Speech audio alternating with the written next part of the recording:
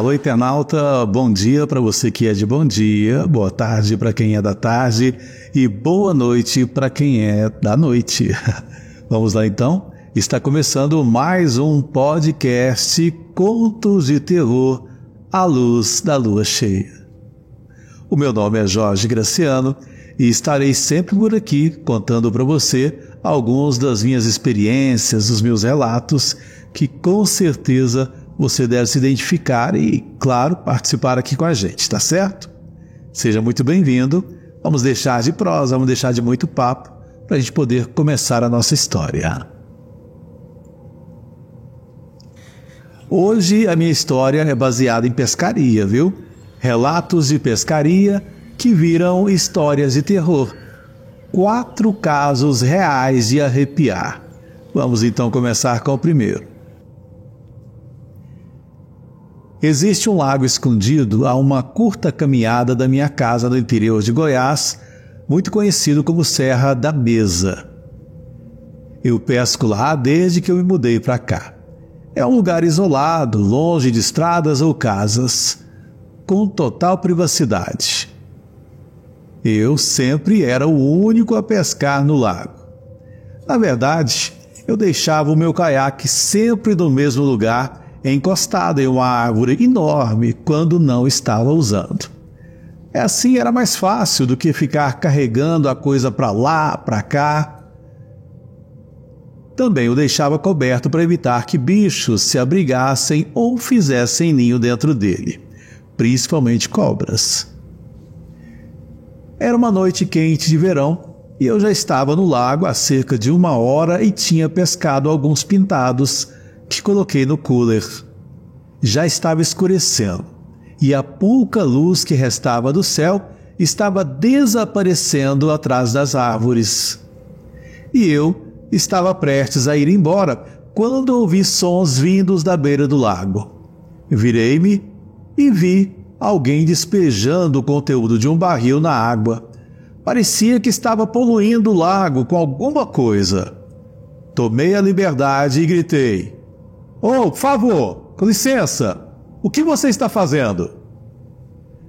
A pessoa olhou para mim e correu para a floresta com o conteúdo do barril ainda escorrendo para a água. Olhei mais de perto para o líquido sendo despejado no lago e parecia ser vermelho escuro. Posso dizer então com 100% de certeza se era realmente vermelho ou alguma coisa negra, viscosa, que tinha um certo brilho. Senti um mal-estar tomar conta do meu corpo. Decidi ir embora. Sou um grande defensor da natureza e ver pessoas jogando lixo ou poluindo o meio ambiente realmente me deixa muito doente.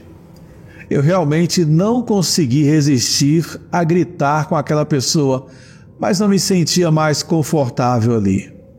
Planejei então relatar isso ao Departamento de Proteção Ambiental.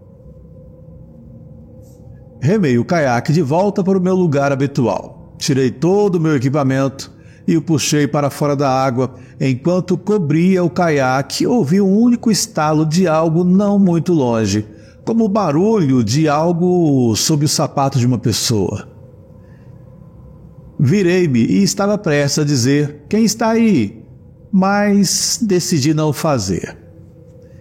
Terminei de cobrir o caiaque mais rápido do que nunca. Nem me dei o trabalho de encostá-lo na árvore dessa vez.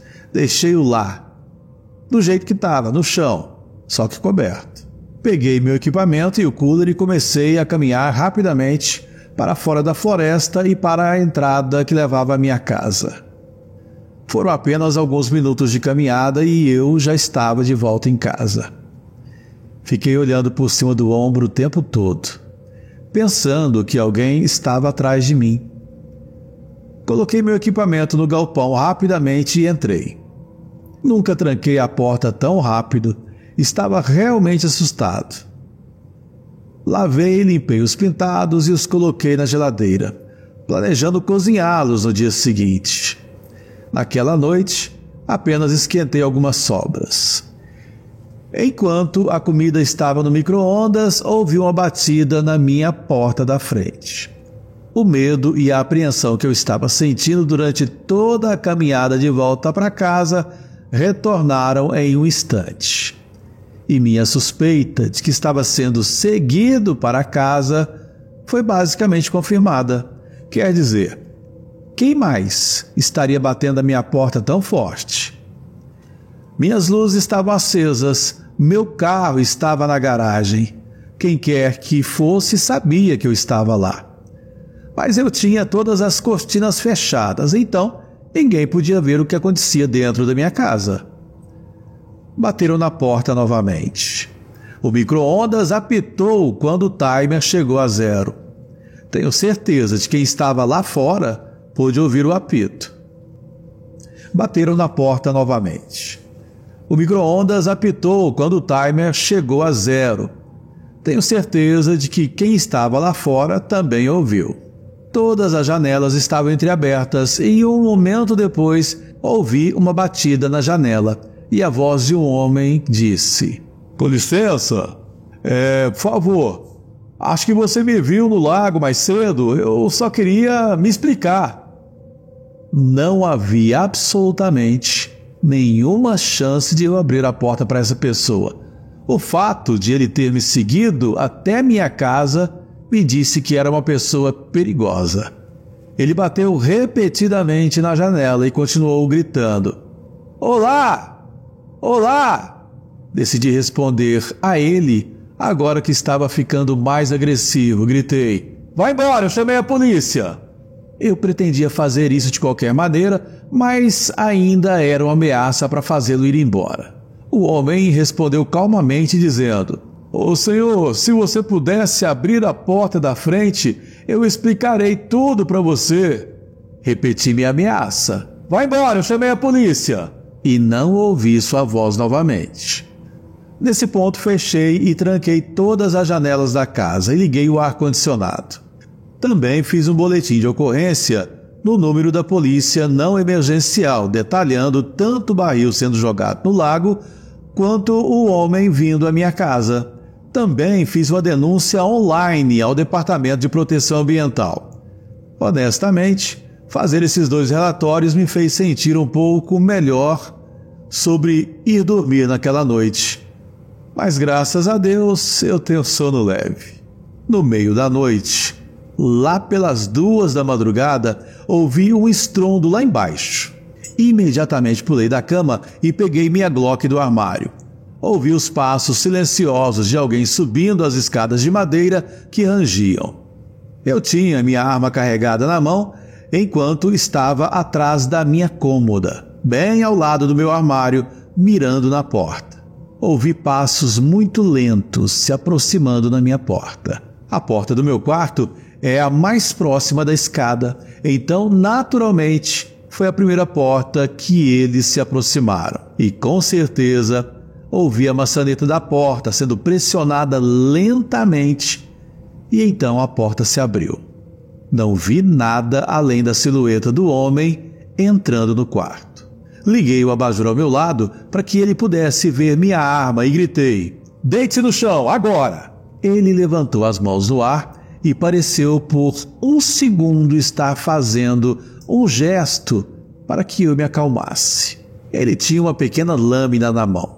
Eu disse a ele para soltá-la, mas então ele disse calmamente: "Ok, estou indo embora." Virou-se e correu escada abaixo. Gritei para ele parar, mas ele claramente aproveitou a chance de eu estar com muito medo de puxar o gatilho. Eu o ouvi sair pela porta da frente. Corri escada abaixo para trancar a porta da frente imediatamente e liguei para o 190. A janela da minha sala estava quebrada. Havia vidro por todo lado. Mantive meus olhos naquela janela quebrada até que o policial apareceu. Tive que explicar que já havia feito um boletim de ocorrência não emergencial sobre o que havia acontecido mais cedo, com medo de esperar muito tempo de manhã para que o barril sumisse na escuridão. Fui com 2 dos policiais que apareceram na minha casa até onde vi aquele homem despejando o barril no lago. Mas, depois de 20 minutos, andando por aí, procurando, ele havia sumido. o homem deve ter se certificado de não deixá-lo para trás. Dei minha melhor descrição do homem à polícia para o relatório deles. O homem era um homem branco, baixo e barbudo, com entradas no cabelo e óculos, vestindo uma camisa de flanela preta e calça preta também, creio eu. Depois que a polícia foi embora, fiquei na sala a noite toda com minha arma do meu lado, assistindo TV. De jeito nenhum, eu ia dormir com a janela quebrada e um maluco por aí à solta. Ao amanhecer, meus irmãos vieram me ajudar a consertar a janela. Meu irmão João ficou em casa enquanto meu outro irmão e eu fomos à cidade para comprar uma nova janela e também alguns parafusos e martelo. João ficou em casa comigo por algumas noites até as coisas se acalmarem. Minha teoria, não tão absurda, é que o barril continha restos humanos, possivelmente dissolvidos em algum tipo de ácido. Por que mais aquele homem me seguiria até em casa e invadiria minha casa para potencialmente me assassinar? Confie no seu instinto. Se algo parecer errado, eu sabia que se abrisse minha porta para aquele homem, algo terrível poderia ter acontecido comigo. Essa história continua na próxima edição.